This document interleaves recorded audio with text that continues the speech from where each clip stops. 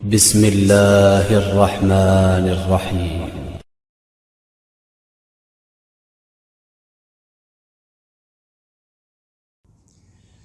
نحمده ونصلي ونسلم على رسوله الكريم اما بعد فاعوذ بالله من الشیطان الرجیم بسم اللہ الرحمن الرحیم. آج الحمدللہ ثم الحمدللہ سورہ یوسف سے 12-13 تک مکمل تراویح کے اندر پڑھا سنا گیا ہے. اسی کا خلاصہ تراویح انشاءاللہ کرنے کی کوشش کی جائے گی. خالق کائنات جل مجدہ الکریم ہمیں قرآنی احکامات کو سمجھ کر قرآن پر عمل کرتے ہوئے دوسروں تک بھی پہنچانے کی توفیق عطا فرمائے. سورہ یوسف یہ مکی سورہ مبارکہ ہے. اس میں ترتیب مصحف کے اعتبار سے 12ویں نمبر پر ہے اور ترتیب نزول کے اعتبار سے 53 نمبر ہے. جیسا کہ نام ہی سے ظاہر ہے کہ سورت میں حضرت یوسف علیہ السلام کا ذکر مبارک ہے اور قدر تفصیل کے ساتھ ہے. یہی اس سورت کی وجہ تسمیہ بھی ہے. اس سورہ مبارکہ میں یوسف علیہ السلام کے مشکلات کے بعد کامیابی کا ذکر فرما کر حضور صلی اللہ علیہ وسلم کو تسلی دی گئی کہ اس میں علم تعبیر الرؤیا کا ذکر ہے اور اس بات کا بیان ہے کہ وفا، امانت، عفت، صدق، صبر اور توبہ، ان چیزوں سے بندہ اللہ کی بارگاہ میں قرب اور مقبولیت حاصل کرتا ہے. اور یہ کہ قید ہو یا آزادی، توحید اور اللہ کے دین کی دعوت کا عمل جاری رہنا چاہیے. اس صورت میں گزشتہ امتوں کی تاریخ، قوانین، نظام حکومت، تجارت اور سزا کے طریقوں کا ذکر ہے. قرآن نے حضرت یوسف علیہ السلام کے واقعے کو حسین ترین قصہ قرار دیا ہے. سب سے پہلے حضرت یوسف علیہ السلام کے خواب کا ذکر. انہوں نے دیکھا کہ سورج اور چاند اور 11 ستارے ان کو سجدہ کرتے ہیں. انہوں نے یہ اپنا خواب اپنے والد ماجد حضرت یعقوب علیہ السلام کو بیان کیا. حضرت یعقوب علیہ السلام نے انہیں فرمایا کہ یہ خواب اپنے بھائیوں کے سامنے نہیں ذکر کرنا، ورنہ وہ تمہارے خلاف سازش کرنا شروع کر دیں گے. قرآن نے کہا کہ حضرت یوسف علیہ السلام اور ان کے بھائیوں کے قصے میں پوچھنے والوں کے لیے بہت نشانیاں ہیں. یوسف علیہ السلام کے بھائیوں نے مشورہ کیا کہ یوسف اور ان کے حقیقی بھائی بنیامین علیہ السلام، بنیامین کو ہمارے والد زیادہ محبوب ہیں، حالانکہ ہم ایک جماعت ہیں. پھر انہوں نے مشورہ کیا کہ یوسف کو قتل کر دیا جائے یا دور کسی ملک میں چھوڑ کر آیا جائے. آخر کار انہوں نے والد کا رجحان ہٹانے کے لیے کہ ہمارے والد ان سے رجحان ہٹ جائے گا تو ہماری طرف ان کا رجحان ہو جائے گا، تو ان میں سے ایک قدر اعتدال پسند بھائی نے کہا کہ یوسف کو قتل نہ کرو، اسے کسی اندھے کنویں میں، کسی گہرے کنویں میں ڈال دو، کوئی قافلہ آئے گا اور وہاں سے اٹھا کر لے جائے گا. پھر اپنی تدبیر پر عمل کرنے کے لیے انہوں نے اپنے والد سے کہا کہ یوسف کے معاملے میں آپ ہم پر بھروسہ کریں، ہم ان کے خیر خواہ ہیں، اسے کل ہمارے ساتھ بھیج دیں تاکہ کچھ پھل کھائیں گے، کوئی کھیل کود کریں گے تو ہم اس کی حفاظت کریں گے. حضرت یعقوب علیہ السلام نے تردد کیا کہ کہیں ایسا نہ ہو کہ تمہاری غفلت کی وجہ سے انہیں بیڑیا اٹھا لے کر چلا جائے، انہیں چیر پھاڑ دے. الغرض وہ حضرت یوسف علیہ السلام کو اپنے ساتھ لے جانے میں کامیاب ہو گئے اور پھر آپ کو لے جا کر ایک گہرے کنویں میں ڈال دیا. اللہ کی قدرت سے ایک قافلے والوں کا وہاں سے گزر ہوا. انہوں نے پانی نکالنے کے لیے ڈھول جو ہے وہ کنویں کے اندر ڈالا. ادھر ڈھول ڈالا تو ادھر ڈھول میں داخل ہونے کا اللہ تبارک و تعالیٰ کی طرف سے حکم ہوا حضرت یوسف علیہ السلام کو، کیونکہ اللہ کے نبی ہیں، یہ تو اللہ کے حکم کے بغیر کوئی کام نہیں کرتے. تو حکم ہوا تو ڈھول کے اندر حضرت یوسف علیہ السلام آ جاتے ہیں. اب وہ ڈھول کھینچنے والا ڈھول کھینچتا ہے، اوپر جب دیکھا کہ پانی آیا تو پانی کی جگہ وہ حسین و جمیل لڑکا دیکھا ڈھول میں بیٹھا ہوا اور سلامتی کے ساتھ وہ باہر نکل آیا. انہوں نے اسے مال تجارت بنا لیا، کیونکہ اس دور میں لونڈیاں اور غلام جو ہوتے تھے یہ مال تجارت میں ہوتے تھے، ان کو بیچا جاتا تھا، خریدا جاتا تھا. یوسف علیہ السلام کے بھائیوں نے بھی حضرت یوسف علیہ السلام کو چند درہموں کے عوض بیچ دیا. دوسری جانب ہوتا یہ ہے کہ یوسف علیہ السلام کے بھائیوں نے ان کی قمیض پر جھوٹا خون لگایا اور لگا کر روتے جا کر اپنے والد ماجد کے پاس جاتے ہیں اور انہیں کہتے ہیں کہ حضور وہ جو ہے نا ہم کھیلنے میں مصروف ہو گئے، دوڑ رہے تھے آگے، تو کافی آگے جب نکل گئے تو یوسف علیہ السلام پیچھے رہ گئے اور یوسف کو جو ہے وہ بھیڑیا آ کر کھا گیا، بھیڑیا نے اچک لیا اور بھیڑیا نے ان کو کھا لیا.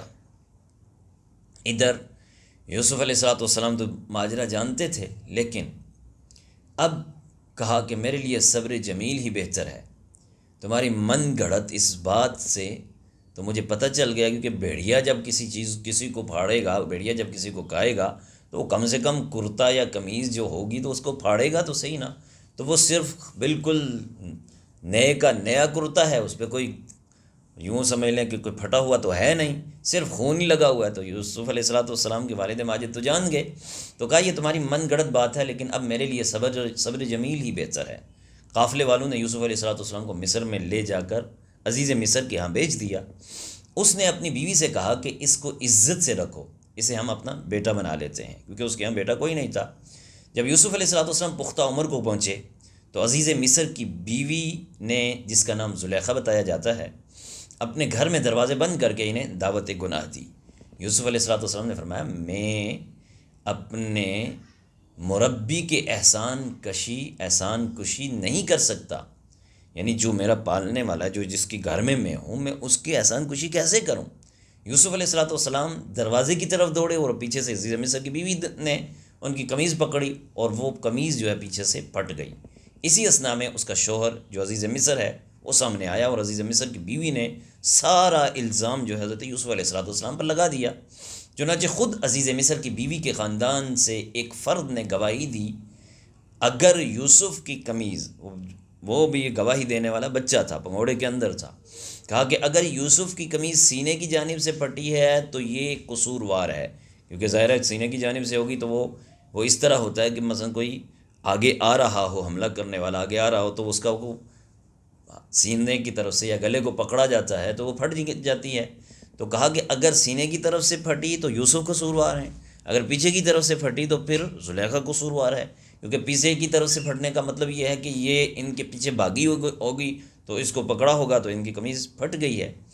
آخر جب عزیز مصر نے دیکھا تو وہ ایسا ہی تھا کہ پشت کی جانب سے پھٹی ہوئی ہے، تو کہا کہ یہ عورت قصوروار ہے۔ اب آپ کی قمیض پیچھے سے پھٹی ہوئی تو عزیز مصر نے کہا کہ یہ تم عورتوں کی سازش ہے، بے شک تمہاری سازش بہت سنگین ہے، اور وہ قید کر دیے گئے۔ حضرت یوسف علیہ السلام اب یہاں الٹا ہو گیا کہ قصوروار تو بیوی نکلی، لیکن اپنی ناک کٹ نہ جائے، کیونکہ بادشاہ کی بیوی ایک سمجھ لو اپنے اس شخص پر یا اس لڑکے پر کہ جس کو اپنے گھر میں رکھا ہوا تھا، تو اس پر اگر دیکھا جائے تو ان کو خریدا ہوا تھا، تو ان پر وہ فریفتہ ہو گئی۔ تو اب یہاں نک کٹنے والی بات تھی کہ میری بیوی نے ان کو دعوت گناہ دی، تو اس نے کہا کہ اب کیا کیا جائے؟ کہا کہ بھئی ہماری عزت اسی میں ہے کہ ان کو قید کر دیا جائے۔ اللہ تبارک و تعالیٰ نے فرمایا کہ اس عورت نے ان سے کہا، گناہ کا قصد کیا تو انہوں نے کہا کہ اس سے بچنے کا قصد کیا، اگر وہ اپنے رب کی دلیل نہ دیکھتے تو معاذ اللہ ثم معاذ اللہ گناہ میں مبتلا ہو جاتے۔ جب یہ چرچا ہوا کہ عزیز مصر کی بیوی ایک نوجوان غلام پر فریفتہ ہو گئی ہے تو عورتوں نے اسے تانا دینا شروع کر دیا کہ ہاں کیسی یہ عورت ہے، وہ بادشاہ زادی ہو اور ایک غلام پر فریفتہ ہو جائے۔ تانا دیا، کہاں تیرا منصب اور کہاں ایک زرخرید غلام۔ چنانچہ عزیز مصر کی بیوی نے ایک دعوت کا اہتمام کیا، کہنے لگی اچھا مجھے تم یہ جو ہے تانا دیتی ہو نا، تم نے دیکھی نہیں ہے وہ شخصیت کیا ہے، تمہیں دیکھی نہیں ہے وہ ہستی کیا ہے۔ تو اس نے سب کو دعوت دی، ان عورتوں کو بلا کر ان کے ہاتھ میں پھل دیے کہ بھئی تم نے پھل کاٹنے، لیکن ساتھ چھریاں بھی دی اور کہا کہ تم نے اس وقت پھل کاٹنے جس وقت میں یوسف کو باہر لے کر آؤں گی۔ اچانک اس نے یوسف علیہ السلام کو سامنے لے آئی۔ جب یوسف علیہ السلام پردے سے باہر آئے تو جب ان عورتوں کی نظر یوسف علیہ السلام پر پڑی نا تو حسن یوسف نے ان سب کے ہوش اڑا دیے۔ انہوں نے پھل کاٹنے کے بجائے اپنے ہاتھ کاٹ دیے، انگلیاں کاٹ دی اور کہنے لگی ہاشا للہ ما ھذا بشرا، یہ کوئی عام بندہ نہیں ہے، ما ھذا بشرا، ہاشا للہ ما ھذا بشرا، یہ تو کوئی بندہ نہیں ہے، یہ تو اللہ کا کوئی فرشتہ ہے، یہ تو کوئی معزز فرشتہ ہے۔ پھر عزیز مصر کی بیوی نے کہا کہ یہی تو وہ پیکر حسن جمال ہے، یہی تو وہ چیز ہے، یہی تو وہ اعلیٰ بندہ ہے جس کے لیے میں مر رہی تھی، جس کے بارے میں تم مجھے ملامت کرتی تھی۔ یوسف علیہ السلام نے کہا اے پروردگار، گناہ میں مبتلا ہونے سے قید کی مشقت میرے لیے بہتر ہے، تیرے ہی کرم سے مجھے ان عورتوں کی سازش سے نجات ملی، پھر جب حضرت یوسف علیہ السلام کو قید میں ڈالا گیا تو اللہ کا کرنا ایسا ہوا کہ 2 قیدی وہاں پر تھے، ان 2 قیدیوں کو خواب آیا۔ ایک نے خواب میں بیان کیا کہ میں نے یہ دیکھا، خواب میں دیکھا کہ میں انگور سے شراب کشید کر رہا ہوں۔ دوسرے نے کہا کہ میں دیکھا کہ میں سر پر روٹیاں اور پرندے، میں روٹیاں لے کر جا رہا ہوں اور پرندے آ کر اس کو کھا رہے ہیں۔ تو یوسف علیہ السلام نے کہا کہ اللہ تعالیٰ نے خوابوں کی تعبیر کا علم جو آپ کو عطا فرمایا ہے، تو آپ نے بالترتیب دونوں خوابوں کی تعبیر اس طرح بتائی۔ ایک سے کہا کہ تم دربار میں پہنچو گے، جو عزیز مصر ہے اس کے دربار میں پہنچو گے اور اپنے آقا کو شراب پلاؤ گے، اور دوسرے کو بتایا کہ تمہیں سولی دی جائے گی اور پرندے تمہارا گوشت نوچ نوچ کر کھائیں گے، اور بالآخر ایسا ہی ہوا۔ آپ نے دونوں کو دعوت دی اور دعوت توحید بھی دی۔ پھر بادشاہ نے ایک خواب دیکھا کہ 7 تندرست گائیں 7 دبلی گائیں کو کھا رہی ہیں، اور فصل کے 7 خوشے جو سرسبز ہیں اور 7 خشک ہیں۔ بادشاہ نے اپنے درباریوں سے کہا کہ اس خواب کی تعبیر دو بھئی، میں نے جو عجیب خواب دیکھا ہے اس کی تعبیر دو۔ کوئی تعبیر نہیں دے سکا۔ اچانک وہ جو بادشاہ تھا اس کے ساتھ وہی شخص جو قید میں تھا، اس کو اتنی جو بادشاہ کی قرب اتنا مل گیا کہ وہ اس کے قریب ہو گیا کہ کہنے لگا بادشاہ سلامت، آپ کی خواب کی جو ہے نا تعبیر وہ ایک بندہ دے سکتا ہے۔ کہا کہ کون ہے وہ؟ کہا کہ وہ قید میں ہے، قید میں ہمارا ساتھی ہوتا تھا تو وہ وہاں پر ہے، اور اس کی جو خواب کی تعبیر ہے وہ خواب کی بڑی مہارت رکھتا ہے۔ چنانچہ آپ سے رجوع کیا گیا، آپ نے تعبیر یہ بتائی کہ 7 سال تم پر سبزی جو ہوگی نا اور شادابی جو ہوگی وہ بہت آئے گی، بہت ہریالی ہوگی، بہت غلہ ہوگا، بہت کچھ ہوگا، لیکن پھر کیا ہوگا؟ پیداوار فصل کی بہت زیادہ ہوگی، پھر اچانک یہ ہوگا کہ خشک سالی شروع ہو جائے گی، اور پھر یہ خشک سالی بھی 7 سال تک رہے گی۔ یوسف کا دربار میں طلب کیا گیا یوسف علیہ السلام کو۔ آپ نے فرمایا کہ جب تک مجھ پر لگنے والے الزام کی صفائی نہیں ہو جائے گی نا، میں جیل سے باہر نہیں آتا، چنانچہ عزیز مصر نے ان خواتین کو بلایا جنہوں نے اپنے ہاتھ کاٹے تھے اور ان سے حقیقت حال دریافت کیا، تو سب نے حضرت یوسف علیہ السلام کی پاک دامنی کا اعتراف کیا۔ اس طرح آپ کی برات ثابت ہوئی، اور خود عزیز مصر کی بیوی نے بھی اعتراف کیا کہ یوسف پاک دامن ہیں، میں نے ہی انہیں دعوت گناہ دی تھی۔ پھر پارہ 13 میں حضرت یوسف علیہ السلام کا اپنی پاک دامنی ثابت ہونے پر تفخر کا اظہار کرنے کے بجائے کیا کہا؟ وما ابرئ نفسی ان النفس لامارۃ بالسوء الا ما رحم ربی۔ یہاں پر کہا کہ میرے اس میں کوئی کمال نہیں، بلکہ میں اللہ کا شکر ادا کرتا ہوں، میں اللہ کا شکر ادا کرتے ہوئے میں کہتا ہوں کہ میں اپنے نفس کی برات کا دعویٰ نہیں کرتا، نفس تو برائی کا بہت حکم دینے والا ہے، الا ما رحم ربی، مگر جس پر میرا رب رحم فرمائے اسے اس کے نفس کی برائی سے محفوظ فرما دیتا ہے، بے شک میرا پروردگار بہت بخشنے والا بہت مہربان ہے۔ پھر بادشاہ نے یوسف علیہ السلام سے کہا کہ آج کے بعد آپ ہمارے نزدیک مقتدر اور امانت دار ہیں۔ یوسف علیہ السلام نے فرمایا مجھے اس ملک کے خزانوں کا انچارج مقرر کر دو، مجھے اس ملک کے خزانوں کا انچارج مقرر کر دو، بے شک میں حفاظت کرنے والا علم والا، یعنی اللہ نے مجھے یہ علم عطا کیا، مال کس سے لیا جائے گا، کس کو دیا جائے گا، قومی خزانوں کی حفاظت کس طرح کی جائے گی۔ اس سے علماء نے یہ اصول ضبط کیا، وضع کیا کہ عہدے کی تمنا اگرچہ پسندیدہ بات نہیں ہے، لیکن اگر کسی شخص کے سوا کوئی اور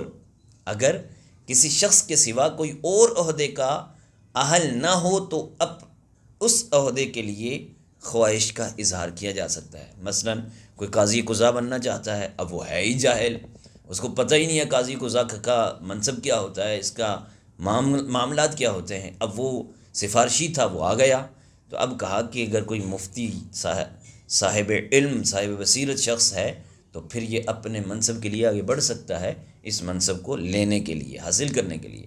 اللہ تبارک و تعالیٰ نے حضرت یوسف علیہ السلام کو ابتدا کے دور سے گزار کر اقتدار عطا فرمایا، ابتلا کے دور سے گزار کر اقتدار عطا فرمایا۔ پھر جب سارے ملک میں قحط پڑا تو کنعان سے یوسف علیہ السلام کے بھائی غلہ لینے کے لیے آئے۔ یوسف علیہ السلام نے ان کو غلہ عطا کیا اور کہا کہ آئندہ اپنے دوسرے بھائی کو بھی لے کر آنا ورنہ تمہیں غلہ نہیں ملے گا۔ انہوں نے بھائی کو پیسوں کی تھیلی بھی ان کے سامان میں رکھوا دی۔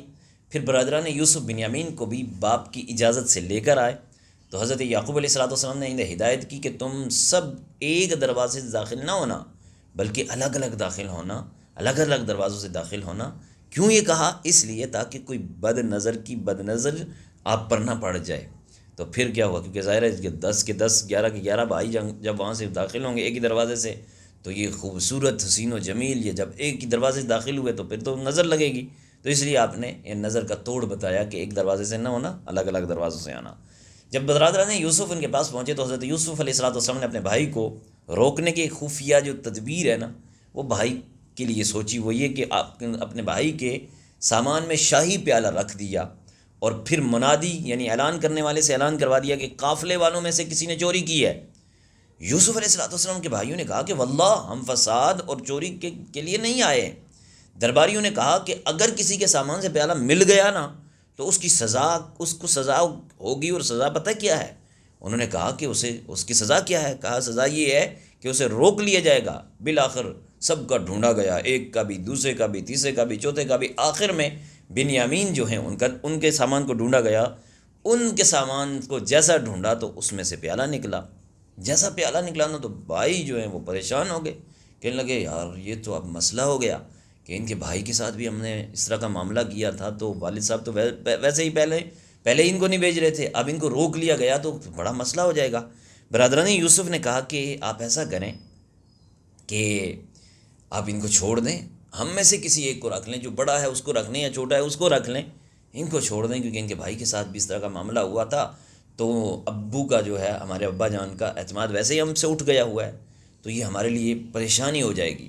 تو کہا نہیں، ظاہر ہے کہ کسی اور کو روکنا مقصود ہی نہیں تھا۔ کہا کہ برادران یوسف نے واپسی پر یہ واقعہ والد کے سامنے ان کو روک دیا۔ اب وہ گئے اور والد کے سامنے جا کر سارا واقعہ پیش کیا۔ انہوں نے ایک بار پھر شدید دکھ کا اظہار کیا، انہیں دکھ بھی ہوا، مگر پھر صبر جمیل اختیار کیا۔ فصبر جمیل، کہ مجھے تو صبر جمیل ہی کرنا ہے۔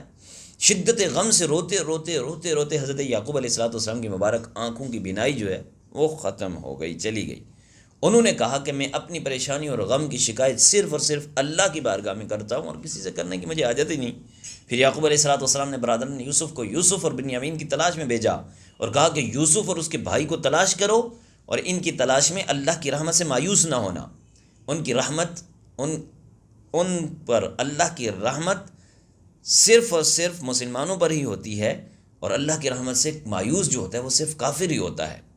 اس کے مصر پہنچنے پر بالآخر یوسف علیہ السلام نے حقیقت حال بھائیوں پر ظاہر کر دی، اور شرمسار ہوئے اپنی غلطی کا اعتراف کیا اور کہا کہ اللہ نے آپ کو ہم پر واقعی فضیلت دی ہے۔ یوسف علیہ السلام نے کہا کہ اللہ نے ہم پر احسان کیا، اور جو تقوی پر کاربند ہو اور صبر کرے، اور اللہ نیکوکاروں کا اجر ضائع نہیں فرماتا۔ اس موقع پر یوسف علیہ السلام نے انتہائی اخلاقی عظمت کا ثبوت دیتے ہوئے اپنے بھائیوں کو معاف کر دیا، اپنی قمیض انہیں عطا کی۔ اس کے بعد فرمایا کہ یہ میرے باپ حضرت یعقوب علیہ السلام کے چہرے پر ڈالو، انشاءاللہ ان کی بینائی جو ہے وہ لوٹ آئے گی۔ اپنے سب گھر والوں کو میرے پاس لے کر آؤ۔ اب کیا ہوتا ہے، جو ہی برادران یوسف مصر سے چلتے ہیں، ادھر مصر سے چلے، ادھر حضرت یعقوب علیہ السلام کو خوشبو یوسف آ گئی۔ وہاں سے فرمانے لگے مجھے تو ریح یوسف لولا ان تفندون، مجھے تو یوسف کی خوشبو آ رہی ہے، مجھے تو اپنے بیٹے کی خوشبو آ رہی ہے۔ یوسف کی پرانی محبت آپ کو جاگ گئی۔ الغرض کیا ہوتا ہے، یہاں خوشبو آئی تو یہاں علماء لکھتے ہیں کہ دیکھیں یہ اللہ والوں کو اللہ کی طرف سے عنایت ہوتی ہے کہ کوئی کوسوں دور ہی بیٹھا ہوا کیوں نہ ہو، اللہ والوں پر اللہ کا کرم ہوتا ہے، وہ کوسوں دور والوں کو یہاں سے بیٹھ کر دیکھ بھی لیتے ہیں، محسوس بھی کر لیتے ہیں، خوشبو بھی پا لیتے ہیں۔ الغرض پھر قمیض یوسف حضرت یعقوب علیہ السلام کے مبارک چہرے پر ڈالی، ان کی بینائی لوٹ آئی، اور انہوں نے برادران یوسف کے لیے اللہ کی بارگاہ میں استغفار کیا۔ پھر جب یہ قافلہ مصر میں داخل ہوا تو حضرت یوسف علیہ السلام نہایت اعزاز کے ساتھ ان کا استقبال کرتے ہیں، اور جب یہ قافلہ شاہی دربار میں پہنچا تو خاندان یعقوبی کے تمام لوگ حضرت یوسف علیہ السلام کے لیے تعظیم کے لیے سجدے میں گر گئے۔ وہ خواب جو وہاں دیکھا تھا وہ آج پورا ہو گیا۔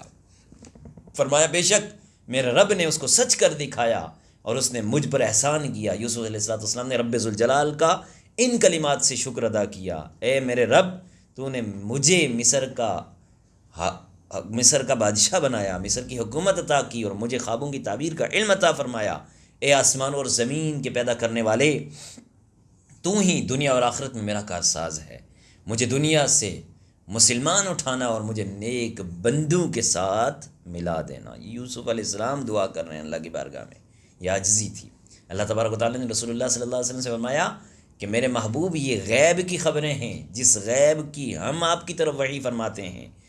قصص انبیاء میں یوسف علیہ السلام کا قصہ اس لحاظ سے منفرد ہے کہ اللہ تعالیٰ نے ایک ہی صورت میں نہایت تفصیل کے ساتھ اس کو مربوط کر کے بیان فرمایا، لیکن اس تفصیلی اور فرمائشی بیان کے باوجود وہ لوگ ایمان نہیں لائے اور کفر پر ڈٹے رہے۔ اسی لیے اللہ تعالیٰ نے فرمایا اور آسمانوں اور زمین میں کتنی ہی ایسی نشانیاں ہیں جن سے لوگ روگردانی کرتے ہوئے گزر جاتے ہیں، اور اکثر لوگ اللہ تعالیٰ پر تو ایمان نہیں لاتے اور وہ شرک کرنے والے ہوتے ہیں۔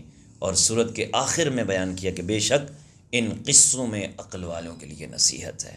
یہاں تک تو سورہ یوسف کے متعلق بیان کیا۔ اب سورۃ الرعد ہے۔ یہ سورہ مبارکہ بھی مکہ مکرمہ میں نازل ہوئی، ترتیب مصحف کے اعتبار سے 13ویں نمبر پر، اور ترتیب نزول کے اعتبار سے اس کا 96 نمبر ہے، 96۔ اس کی ایک آیت میں الرعد کا ذکر ہونے کی وجہ سے اس کا نام الرعد رکھا ہے۔ اس سورہ مبارکہ میں اللہ تبارک و تعالیٰ کی وحدانیت کے دلائل اور اللہ تعالیٰ کے مختلف صفات کا ذکر ہے، حیات بعد الموت کا بیان۔ اس سورت کے شروع میں اللہ تبارک و تعالیٰ کی قدرت جلالت کا بیان کیا گیا۔ اس کو بغیر ستونوں کے آسمانوں کو بلندی پر قائم رکھنا، سورج اور چاند کو ایک نظم کے تابع کر کے چلانا، زمین کا پھیلاؤ اور اس میں پہاڑوں کا لنگر اندوز ہونا، لنگر کی طرح قائم رکھنا، دریاؤں کی روانی، نظام لیل و نہار، طرح طرح کے پھل، انگور اور کھجوروں کے باغات اور امور کائنات کی تدبیر وغیرہ۔ پھر فرمایا اہل عقل کے لیے اس میں نشانیاں ہیں۔ آیت نمبر 8 میں فرمایا کہ اللہ ہر مادہ کے حمل اور رحم کے حالات کو جانتا ہے، اس کے نزدیک ہر چیز کا ایک اندازہ ہے۔ آیت نمبر 9 اور 10 میں فرمایا کہ اللہ ہر پوشیدہ اور ظاہر چیز کو آہستہ اور سرگوشیوں اور بلند آواز کو جانتا ہے۔ آیت نمبر 11 میں قوموں کی سربلندی کا راز بتایا کہ حالات تب بدلتے ہیں جب کوئی خود بدل لے۔ آگے چل کے فرمایا کہ اللہ تمہیں کبھی ڈرانے کے لیے اور کبھی امید دلانے کے لیے بجلی کی چمک دکھاتا ہے، باری بادل بھیجتا ہے۔ آیت نمبر 13 میں رعد کا ذکر اجسام فلکی یا بادلوں کی رگڑ سے جو آواز پیدا ہوتی ہے اسے رعد کہتے ہیں، اور ایک حدیث کی روح سے رعد اس فرشتے کا نام ہے جو بادلوں کو چلانے پر مامور ہے۔ چنانچہ فرمایا کہ یہ معین فرشتہ اس کی حمد کے ساتھ تسبیح کرتا ہے اور باقی فرشتے بھی اس کی خوف سے حمد اور تسبیح کرتے ہیں۔ آیت نمبر 14 میں فرمایا کہ پکارنے کے لائق صرف اللہ کی ذات ہے جو پکار کر جواب سن کر دیتا ہے، جبکہ معبودان باطلہ پکار کے جواب دینے سے عاجز اور کافروں کی پکار رائیگاں جاتی ہے۔ آیت نمبر 15 میں ارشاد ہوتا ہے کہ آسمانوں اور زمین میں جو بھی ہے وہ سب خوشی اور ناخوشی سے اللہ کے لیے ہی سجدہ کر رہی ہے، یعنی مظاہر کائنات میں ہر چیز کا قادر مطلق کی جانب سے تفویض کی ہوئی اپنی اپنی ڈیوٹی کو انجام دینا اس کی عبادت ہے۔ آیت نمبر 16 میں فرمایا کہ اللہ کو چھوڑ کر تم کیوں کر ایسے باطل معبودوں کی پرستش کرتے ہو جو دوسروں کو تو چھوڑیے خود اپنے نفع اور ضرر کے مالک نہیں ہیں۔ کیا بینا اور نابینا، یعنی کیا آنکھوں والے اور اندھے کی ظلمت اور نور برابر ہو سکتے ہیں؟ کیا مشرکوں کے معبودوں نے بھی اللہ کی طرح کوئی مخلوق پیدا کی ہے؟ نہیں، بلکہ اللہ وحدہ لا شریک ہی وہ واحد ذات ہے جو ان اللہ علی کل شیء قدیر ہے، وہ ہر چیز پر قادر ہے۔ آیت نمبر 17 سے فرمایا کہ آسمانوں سے برسنے والے بارش کے نتیجے میں ندی نالے جاری ہوتے ہیں، پھر سیلاب سے بلبلے والے جہاز پیدا ہوتے ہیں۔ آگے چل کے زمین میں باقی رہنے کے اصول بیان کیے، اور پھر فرمایا کہ پس جھاگ تو بے فائدہ ہونے کی وجہ سے زائل ہو جاتا ہے، لیکن جو چیز لوگوں کو فائدہ پہنچاتی ہے وہ زمین میں باقی رہتی ہے۔ پھر فرمایا کہ اللہ تعالی حق اور باطل کے فرق کو واضح کرنے کے لیے اسی طرح مثالیں بیان کرتا ہے۔ آیت نمبر 18 میں اللہ تبارک و تعالیٰ کا حکم ماننے والوں ان کے لیے بلائی ہی ہے، اور پھر نافرمانوں سے کسی قسم کے فدیے کے قبول نہ کرنے کا بیان۔ آیت نمبر 19 سے بیان فرمایا کہ وہ اہل عقل نصیحت حاصل کرتے ہیں جو اللہ کے عہد کو پورا کرتے ہیں اور پکے عہد کو نہیں توڑتے، اور قرابت کے جن رشتوں کو اللہ نے جوڑنے کا حکم دیا انہیں جوڑے رکھتے ہیں، اللہ کی رضا کی طلب میں صابر رہتے ہیں، نماز قائم کرتے ہیں، ظاہراً اور پوشیدہ طور پر اللہ کی راہ میں مال خرچ کرتے ہیں، برائی کو بلائی سے ٹالتے ہیں، ان کے لیے آخرت کا گھر کتنا پیارا ہے۔ پھر منکرین کے لیے فرمایا کہ عہد شکنی کرتے ہیں، قطع رحمی کرتے ہیں، زمین میں فساد برپا کرتے ہیں، ان پر اللہ تبارک و تعالیٰ کی لعنت ہے اور ان کا ٹھکانہ بہت برا ٹھکانہ ہے۔ آیت نمبر 26 میں فرمایا کہ کسی کے رزق میں کمی یا زیادتی کرنا صرف اللہ کے اختیار میں ہے۔ آیت نمبر 28 میں فرمایا کہ سکون قلب کی دولت اللہ کے ذکر ہی سے ملتی ہے، اور فرمایا آیت نمبر 31 میں مشرکین مکہ کے ناروا مطالبات کا ذکر ہوا، اور وہ کہتے ہیں کہ کوئی ایسا قرآن ہوتا جس سے پہاڑ چل پڑتے، زمین پھٹ جاتی، مردے کلام کرنے لگتے، تو اللہ نے فرمایا یہ سب چیزیں اللہ کے اختیار میں ہیں۔ مسلمان کافروں کی ان بیہودہ باتوں سے نا امید نہ ہوں، اگر اللہ کی مشیت اس میں ہوتی تو سب اطاعت گزار ہو جاتے، تو وہ سب لوگوں کو ہدایت دے دیتا۔ یعنی اس کی حکمت اسی میں ہے کہ اسے اختیار سے نیکی کرنے والوں کو جزا ملے اور بدی کرنے والوں کو جہنم ملے، سزا ملے۔ اور آیت نمبر 38 میں فرمایا کہ ہم نے آپ سے پہلے رسول بھیجے، ان کی بیویاں بھی تھیں، ان کے بچے بھی تھے۔ آگے چل کے یہ بھی بتایا کہ نبی محض کفار کی فرمائش پر نہیں بلکہ اللہ کے اذن سے معجزات دکھاتے ہیں۔ کوئی فرمائش نہیں کرتا رہے کہ ہمیں معجزے دکھاؤ، تو کسی کی فرمائش پہ معجزے نہیں دکھاتے بلکہ اللہ کے اذن سے وہ معجزے دکھاتے ہیں۔ پھر آگے سورہ ابراہیم شروع ہوتی ہے۔ سورہ ابراہیم مکی سورہ مبارکہ ہے، ترتیب مصحف کے اعتبار سے اس کا 14واں نمبر ہے، ترتیب نزول کے اعتبار سے 72ویں نمبر پہ ہے۔ اس سورت کے 6 رکوع میں حضرت ابراہیم علیہ السلام کا ذکر ہے، اس لیے اس سورت کا نام ابراہیم رکھا گیا۔ سورہ ابراہیم کے شروع میں ایک بار پھر قرآن کی حقانیت، اللہ تبارک و تعالیٰ کی قدرت اور اختیار کا ذکر ہوا، لیکن کفار آخرت پر دنیا کو ترجیح دیتے ہیں، حق کی راہ میں رکاوٹ بنتے ہیں اور کجی کی جو طلب ہے وہ کرتے ہیں، یعنی جو گھٹیا چیز ہے اس کے طلبگار ہیں۔ آیت نمبر 4 میں بتایا کہ اللہ تعالیٰ نے ہر قوم کے درمیان جو رسول بھیجا وہ انہی کی زبان بولنے والا تھا، تاکہ وہ وضاحت کے ساتھ اللہ کے احکام کو بیان کرے اور لوگ سمجھ سکیں، تاکہ وہ لوگوں پر بھی حجت قائم ہو جائے۔ آیت نمبر 6 سے ایک بار پھر حضرت موسیٰ علیہ السلام اور آپ کی قوم کا ذکر، اور پھر آیت نمبر 13 سے بتایا گیا کہ ہر دور کے کافروں نے اپنے عہد کے رسولوں سے لایانی اور جہالت پر مبنی بحثیں کی ہیں، اور اپنے آباء و اجداد کے دین پر ڈٹے رہنے اور انبیاء کرام کو معجزات کی فرمائشیں کرتے رہے، اور جب لاجواب ہوتے تو انبیاء کرام سے کہتے کہ تم ہمارے دین میں واپس آ جاؤ ورنہ ہم تمہیں جلاوطن کر دیں گے، اور انجام کار ہر جابر سرکش ہلاک ہوا۔ آیت نمبر 18 میں بتایا کہ کافروں کے اعمال کی مثال اس راکھ کی سی ہے جو سخت آندھی کی وجہ سے دن کے تیز ہوا کا جھونکا آئے تو وہ سب اڑا کر لے جائے۔ 21 سے بتایا کہ سب کفار آخرت میں اللہ کی عدالت میں پیش ہوں گے، ان کی کمزور اپنے بڑوں سے کہیں گے دنیا میں ہم تمہاری پیروی کرتے تھے، کیا اللہ کے عذاب سے نجات تو دلاؤ؟ تو ہاں، ہم تمہارے ہی کا وجہ سے یہاں تک پہنچے ہیں۔ وہ کہتے ہیں کہ تم ہمارے کسی کام آؤ یا نہ آؤ، ہم تو تمہارے کام نہیں آ سکتے، بڑے جب کہیں گے، جو چھڑائیں گے اپنی بات کو۔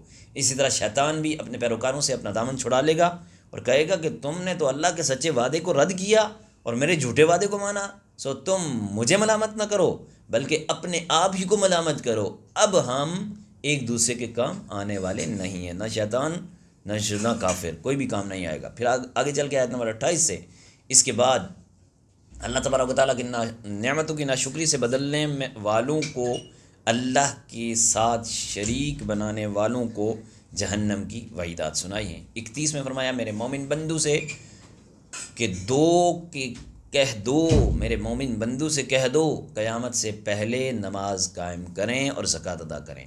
32 سے ایک بار پھر اللہ تعالیٰ کی کائنات میں پھیلی ہوئی قدرت جلالت کی نشانیوں کو بیان کر کے فرمایا اگر تم اللہ کی نعمتوں کا شمار کرو نا تو شمار نہ کر سکو گے، بے شک انسان بہت ظالم بہت ناشکرا ہے۔ آیت نمبر 35 سے حضرت ابراہیم علیہ السلام کی اللہ تعالیٰ سے مکہ مکرمہ کو شہر امن بنانے اور ان کی اولاد کو بت پرستی سے بچانے کی دعا اور بتوں کی مذمت کا ذکر۔ آیت نمبر 37 سے اس واقعے کا ذکر ہے کہ جب ابراہیم علیہ السلام اللہ کے حکم سے حضرت حاجرہ اور حضرت اسماعیل علیہ السلام کو مکہ کی بے آب و گیا زمین میں چھوڑ کر آئے تو رخصت ہوتے وقت اللہ سے دعا کی رب ارینی انظر الیک قال لن ترانی ولکن انظر الی الجبل فإن استقر مقامہ۔ پھر آپ نے یوں دعا کی وَإِذْ قَالَ إِبْرَاهِيمُ رَبِّ أَرِنِي كَيْفَ تُحْيِي الْمَوْتَىٰ، پھر یوں بھی دعا کی، اللہ سے دعا کی ہے ہمارے رب میں نے اپنی بعض اولاد کو تیری حرمت والے گھر کے نزدیک بے آب و گیا وادی میں ٹھہرا دیا تاکہ وہ نماز قائم کریں، تاکہ وہ نماز قائم رکھیں، اور لوگوں میں سے بعض کے دلوں کو ان کی طرف مائل فرما اور ان کو پھلوں سے روزی عطا فرما۔ پھر آیت نمبر 39 سے ابراہیم علیہ السلام نے بڑھاپے میں حضرت اسماعیل علیہ السلام، حضرت اسحاق علیہ السلام جیسی اولاد کی عطا کیے جانے پر اللہ کا شکر ادا کرتے ہوئے یہ دعا کی، اے میرے رب الحمدللہ الذی، اے میرے رب وہب لی علی الکبر اسماعیل و اسحاق ان ربی، فرمایا کہ میرے رب مجھے ہمیشہ نماز قائم کرنے والا بنا دے اور میری بعض اولاد کو بھی، اے ہمارے رب میری دعا کو قبول فرما، ہمارے لیے اے ہمارے رب میرے ماں باپ کی اور سب مومنوں کی مغفرت فرما، رب اجعلنی مقیم الصلاۃ ومن ذریتی ربنا وتقبل دعا ربنا اغفر لی ولوالدی وللمؤمنین یوم یقوم الحساب۔ پھر آگے چل کے آیت نمبر 42 سے فرمایا کہ تم اللہ تعالیٰ کو غافلوں کی بدعمالیوں سے بے خبر نہ سمجھو، اللہ تعالیٰ تو انہیں اس دن تک ڈھیل دیتا ہے، مہلت دیتا ہے جس دن دہشت سے سب کی آنکھیں کھل جائیں گی، کھلی کی کھلی رہ جائیں گی، لوگ سر اٹھائے بے تحاشا دوڑ رہے ہوں گے، ان کی پلک تک نہ جھپک سکے گی اور ان کے دل ہوا ہو رہے ہوں گے۔ اس دن ظالم یہ عرض کریں گے، اے ہمارے رب ہمیں کچھ تو مہلت دے دے تاکہ ہم تیرے پیغام کو قبول کریں اور تیرے رسولوں کی پیروی کریں۔ اللہ تعالیٰ فرمائے گا کیا تم نے اس سے پہلے یہ قسمیں نہیں کھائی تھیں؟ تم پر بالکل زوال نہیں آئے گا، تم ان لوگوں کے گھروں میں رہتے تھے جنہوں نے کبھی اپنی جانوں پر ظلم کیا تھا، اور تم پر یہ بھی بالکل واضح ہو چکا تھا ہم نے ان کے ساتھ کیسا معاملہ کیا تھا، اور ہم تمہارے لیے مثالیں بھی بیان کر دیا کرتے تھے، ہم نے تمہارے لیے مثالیں بھی بیان کر دی تھی، اور انہوں نے ایسی گہری خطرناک سازش کی کہ ان سے پہاڑ بھی اپنی جگہ سے ہل نہ جائیں، اور اللہ کے پاس ان کی سازش لکھی ہوئی ہے، تو تم اللہ کو اپنے رسولوں سے کیے ہوئے وعدے کے خلاف کرنے والا نہ سمجھو، بے شک اللہ بہت غالب اور انتقام لینے والا ہے، واللہ عزیز ذو انتقام، وہ انتقام لینے والا ہے۔ آیت نمبر 52 میں فرمایا کہ یہ قرآن تمام لوگوں کے لیے پیغام ہدایت ہے تاکہ انہیں اس کے ساتھ ڈرایا جائے اور یہ جان لیں کہ ایک اللہ ہی اس لائق ہے کہ اس کی عبادت کی جائے اور عقل والوں کے لیے نصیحت ہو۔ آیت نمبر 48 میں یہ بیان کیا کہ قیامت کے دن کی ہولناک ماحول کا ذکر، جس دن زمین اور آسمان کی ماہیت بدل جائے گی، مجرم زنجیروں میں جکڑے ہوئے ہوں گے اور ان کے لباس تارکول کے ہوں گے اور ان کے چہرے آگ کی ڈھانپ میں ہوں گے۔ اللہ ہم سب کو جہنم کے عذاب سے محفوظ فرما، آمین۔ وآخر دعوانا ان الحمدللہ رب العالمین۔ کل انشاءاللہ سورۃ الحجر سے ہم درس سنیں گے بھی اور اس کا خلاصہ پڑھیں گے بھی۔ اللہ اللہ اللہ اللہ اللہ اللہ اللہ